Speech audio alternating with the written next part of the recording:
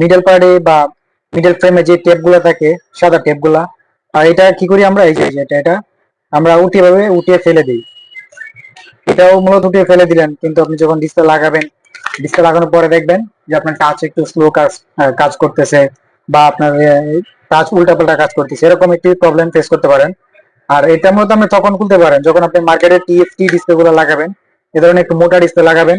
তখন এটা আপনি উঠিয়ে ফেলে দিলে দেখা যায় যে ডিসপ্লের বডি এবং মিডল ফ্রেম এটা অ্যাডজাস্ট হয়ে যাচ্ছে। তখন ডিসপ্লেতে জিএনডি লাইনটা অ্যাডজাস্ট হয়ে যাচ্ছে, যার কারণে এটা আপনার প্রয়োজন হচ্ছে না।